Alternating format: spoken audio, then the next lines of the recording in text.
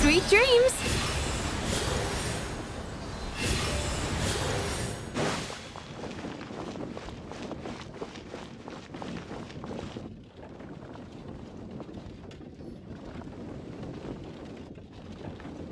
Jane! Hello, you two. I'm glad you got my letter. Durin's awake and waiting on the bench over there. I'm here if you need help. Just give me a shout. Don't worry about us. We'll be fine. Oh, hey, you two. I just remembered what happened right before I passed out. Thanks for holding me back. I shudder to think what might have happened if you hadn't. I'm fine now. It's just... a lot of people seem to have forgotten me. Don't worry. We'll figure out a way to fix this. Why don't you start by telling us what happened? It felt so strange. After I realized no one recognized me anymore, I suddenly felt like I'd completely lost contact with my body. Abyssal power lies sealed within this body I inhabit. So when I lost my connection to it, I lost control of that power too. It wasn't until I heard everyone calling my name that I was able to reconnect with my body. You lost contact with your body? Does that mean there's something wrong with it? Sounds like we need Albedo more than ever. I don't think the problem lies in Albedo's alchemy. Huh. But then, why are people forgetting you? Guess that's what we need to figure out.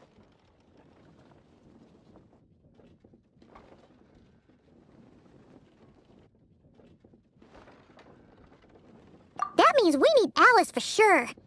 But it's been ages and she still hasn't been in contact.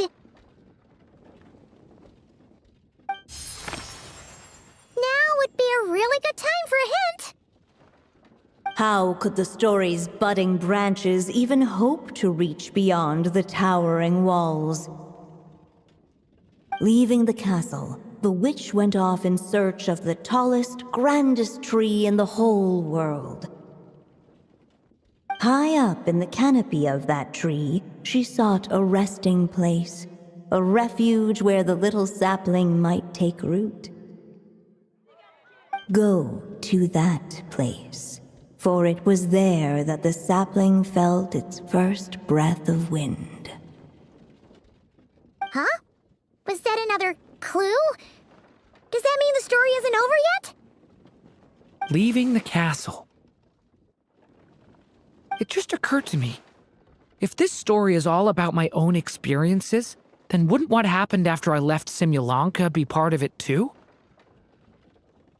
But how could she possibly know exactly what would happen? And even if she did, how could we know when the story was complete? Yeah. Since we can't reach Alice right now, we'll just have to get to the bottom of this ourselves. But first, we gotta figure out where this riddle wants us to go. The tallest, grandest tree in the whole wide world. Huh. The only place that ever gave me that feeling was the one I ended up in right after leaving Simulanka. They had great coffee there, too. And so many books you'd never run out of things to read.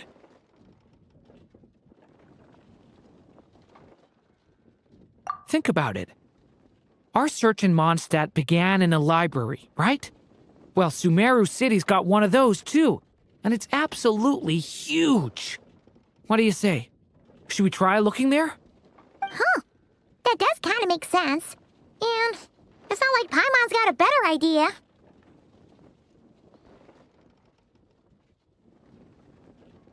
Alright, let's just give Jean and the others a heads up first. Well, it sounds like you've got a plan, so I won't interfere. All I ask is that you stay safe. Albedo won't be back for some time, and until he is, we can't know for sure how dangerous Durin might be in his current state. I'm so sorry about what happened before. Believe me, I'm not blaming you, and neither is anyone else here. If anything, it's the opposite. We're all just worried about you. Worried? About me? Come with me. I want to show you something. As soon as they heard you were awake, they all hurried over to see how you were doing. You all came to see me? A little birdie told me you're working on finishing a storybook. So maybe all those people losing their memories is just a plot twist waiting to be resolved. Miss Lisa, you always seem to know how to put my mind at ease. Please, everyone, don't worry about me. When I get back, I'll find a way to complete my mother's story, and the one we started, too.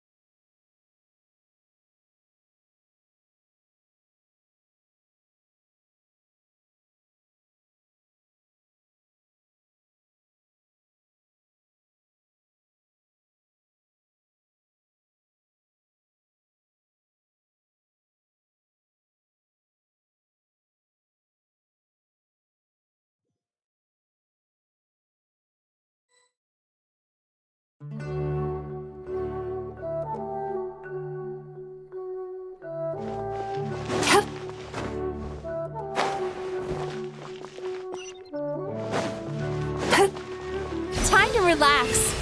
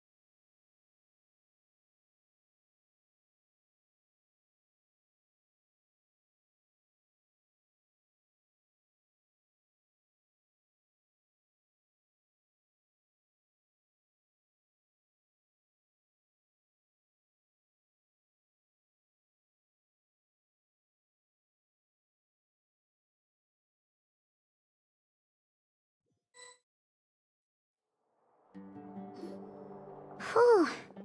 After the library hunt in Mondstadt, it's not as if Paimon was expecting this to be easy. But this... Yeah... This is something else.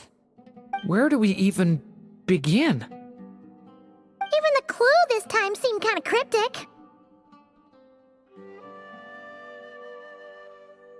Yeah. Guess the best we can do is stay on the lookout for more weird things going on.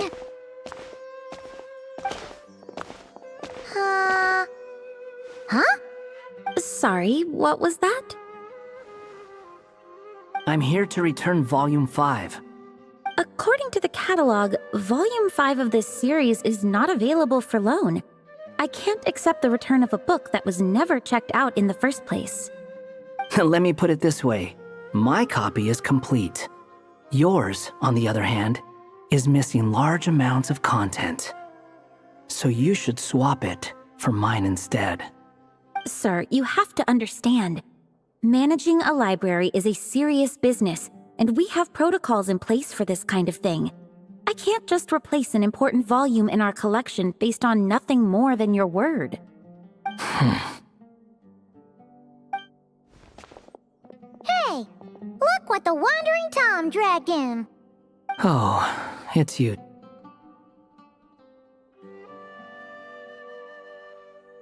And, what is it you're doing here?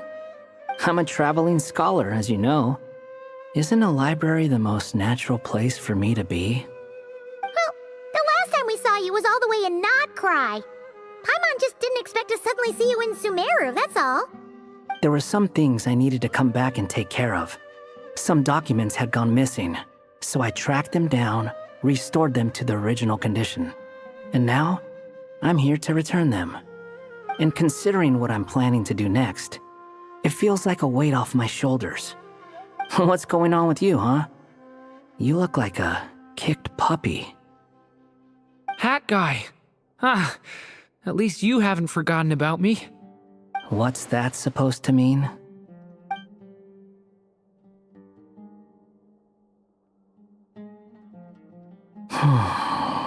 So it's been getting worse. Sounds like you know something we don't. After he left Similanka, he spent some time traveling Sumeru with me.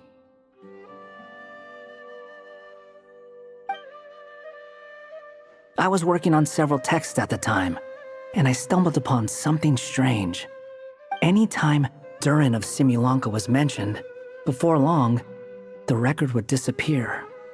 Which means, all the remaining records on Durin are about the evil dragon that fell on Dragonspine. How did you even discover that?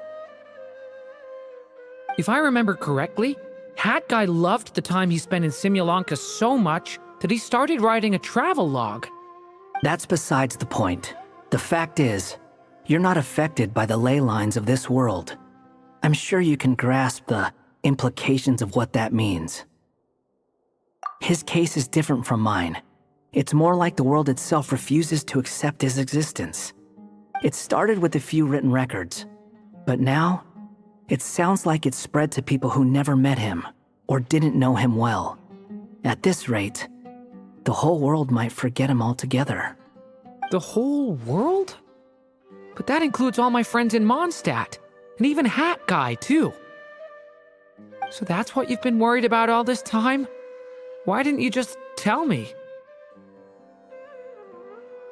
There are more important questions right now, like figuring out how to fix this. That mage clearly cared a lot about her child. She left that book behind for a reason. If you want answers, isn't that the place to find them? You think that didn't occur to us already?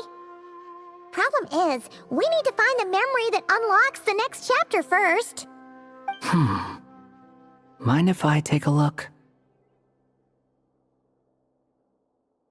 I just want to know what secrets this book is hiding. Besides, I've run into a bit of red tape, so I've got time. Of course. Be my guest.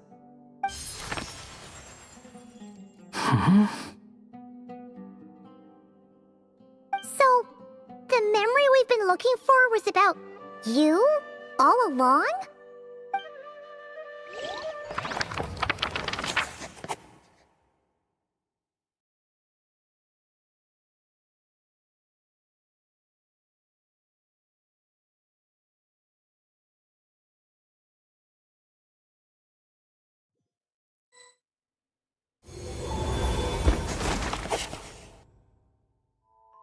The little dragon became companions with a stray cat with dark blue fur. It was a friendship born of all they had in common. He left his castle at the stray's invitation, setting out to explore the world beyond its walls. There, he grew fond of the outside world, eager to make friends and share the story of his life. Taken by the dragon's story, the stray tried to write it down. But he soon realized that no matter how he tried, it would always warp into the evil dragon's tale.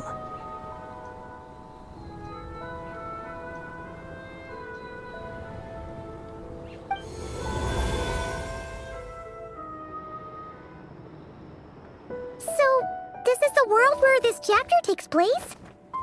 Looks like we're at the top of some kind of gigantic tree.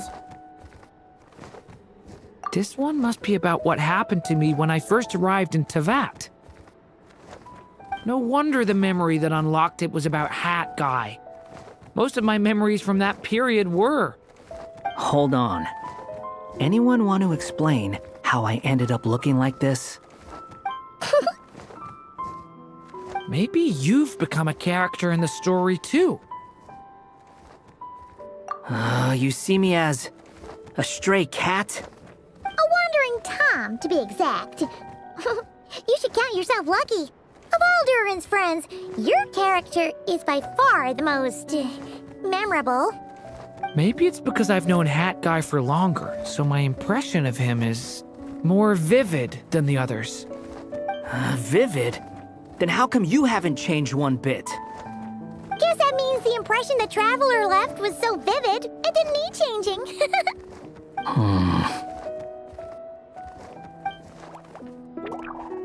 Hello, everyone! Ready for today's adventure? It's the storybook, Durin. Oh. So you're not playing yourself in this one? Does that mean the two of you have even more memorable roles to play? Where are we going today, kitty cat? Whatever. Just follow me. Same as always. Okie dokie! Can we chat along the way? If you have something to say, just say it. Was that seriously how the two of you communicated when you first got here? Yep. Anyway, how do we get ourselves out of here? Usually, the narrator gives hints to help us figure out what to do. Speaking of which, about time we got some of those, don't you think? The story's vines had woven themselves together into a giant tree, the boughs of which a little storyless dragon now paced, homeless among its leaves. He had to find a way to leave this place and set off in search of a home of his own. If he stayed, the world would erase him from its memory altogether. To leave this place. But where am I supposed to go? The little dragon felt completely lost. Just like the vines, the road ahead branched off into different directions, twisting and turning before disappearing into the mist. But as luck would have it, a prophetess waited up ahead. Perhaps she might know where each path might take him.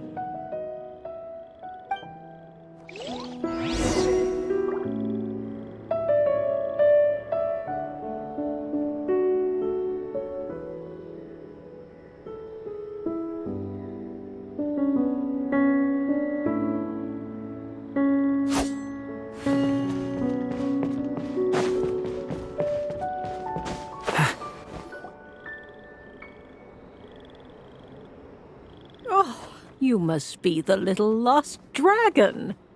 It's true. My friends and I are lost. This meeting was no accident. The prophetess was in fact the seer witch, here to present her promised gift. The seer witch? Oh yeah! That's Mona's teacher, right? The old hag? Insolent child. I am the seer witch, your prophetess, not some old hag. Sorry!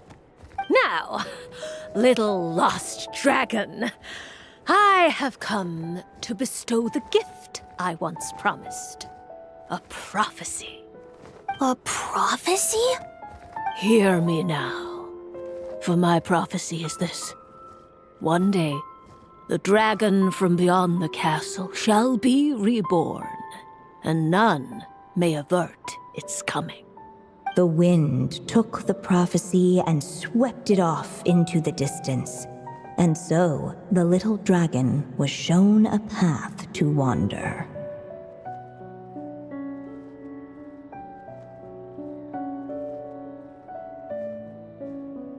As far as I remember, once that alchemist from Mondstadt learned about the prophecy, he chose to stand with you against the evil dragon. So, what does any of this have to do with you being forgotten? Oh, wise witch of prophecy. Could we trouble you with another question? As enigmatic as she was elegant, the seer witch spoke no more, for her thoughts had long since returned to the starry firmament above. Just when we actually needed her. The seer witch was my mother's friend, so the prophecy she just gave should turn out to be helpful. Well, it's not like we've got better options. But, if all we need to do is leave this place, which path should we take?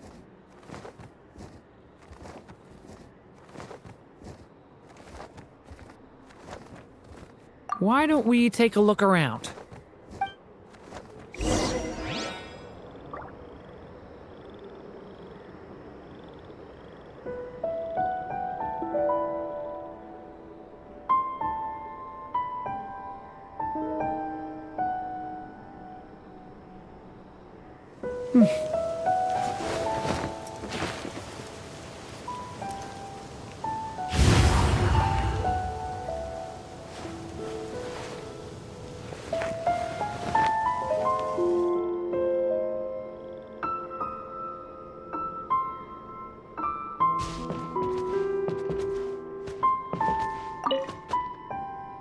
As enigmatic as she was elegant, the seer witch spoke no more, for her thoughts had long since returned to the starry firmament above.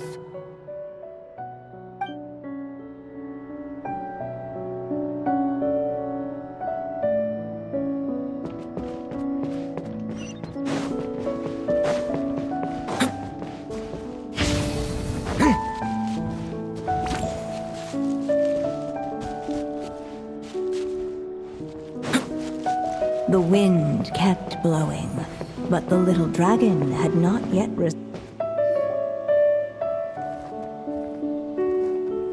If we go this way, we'll be heading back to Mondstadt, just like we planned. Out of all the options so far, this seems like the safest, right? At least we know what happens next. He helps stop the evil dragon from returning, gets a new body, makes a whole bunch of friends, who all just forget about him. But you didn't forget, Hat Guy. I'm just saying, choosing this path wouldn't solve the main problem. You'd still end up being forgotten. Huh.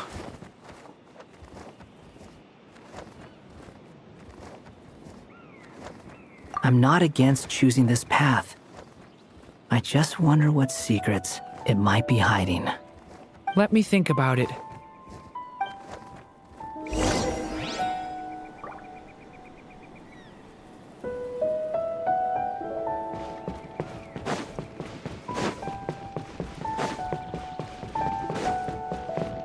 I still think you should keep going, little dragon. If you leave the castle, you can accomplish something amazing and make a bunch of friends along the way. Really? Then let's go! Unable to preserve his story, the little dragon wandered astray. Fortunately for him, a certain prophetess had left behind a prophecy to guide him. The wind took the prophecy and swept it off into the distance, and so the little dragon was shown a path to wander. Following the wind's guidance, the little dragon made his escape. In turn, the prophetess affirmed the little dragon's choice, leaving an extra secret as her parting gift. Now that you've made up your mind, I shall keep my promise by explaining fate's little trick. Long, long ago, the gods of the high heavens gave the world outside the castle a magic of its own. They called it storytelling. It was a magic of almost unshakable power that governed how people met, grew close, and understood one another. Each person had a story meant for them and them alone, one whose ending was written in the heavens long ago. In truth, your story and the evil dragons are simply two versions of the same tale, and that is something the magic of storytelling cannot abide. Beyond the castle's walls, your story cannot take root, for the evil dragon's tale has done so already.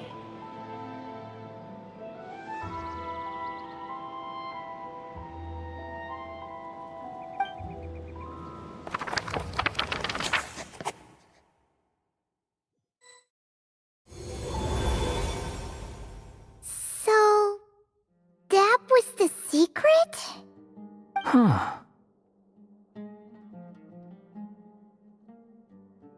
You still don't get it? Simulanka Durin and Tevat Durin share a special kind of connection. Their fates are mirror images of one another. While they were in two separate worlds, there may have been some mutual influence, but their fates were independent. But when Simulanka Durin came to Tevat, a version of his fate already existed there.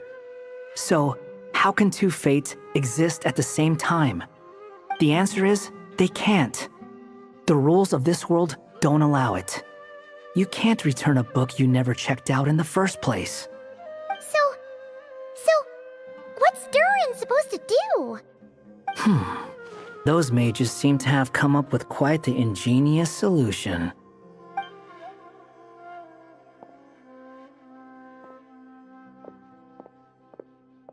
I'm here to make a return. As I said, there's no record of Volume 5 of this series ever being checked out. Then just think of this as Volume 6.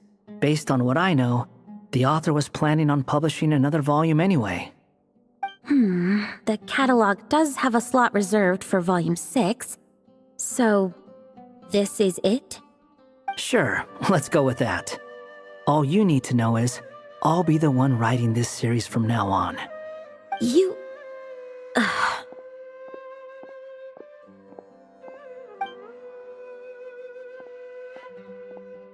What are you up to this time? Remember the red tape I mentioned before?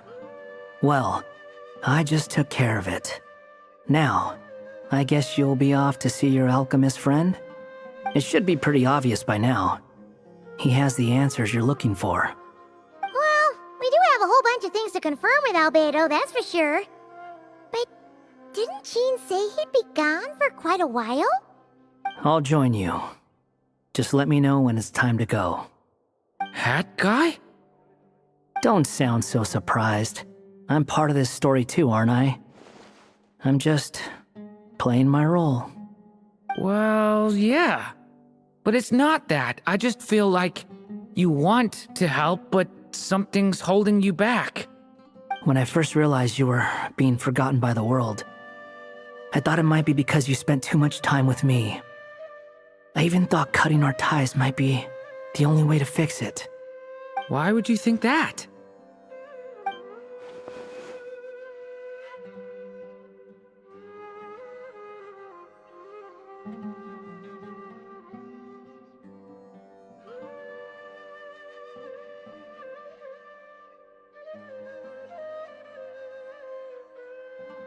It doesn't matter now. Judging from the answer this book has given us, I was probably overthinking it.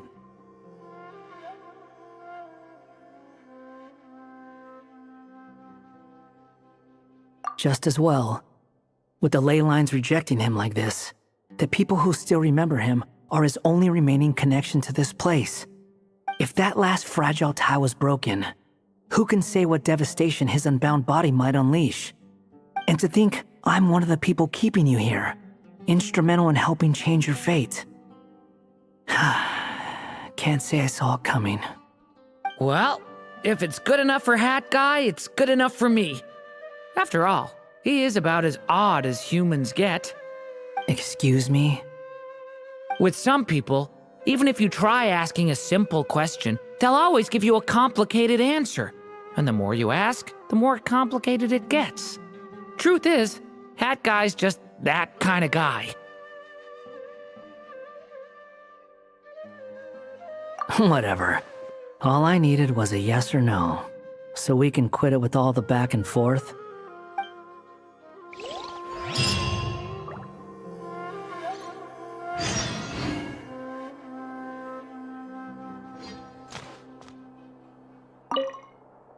If you feel like stepping back into the story, just come find me.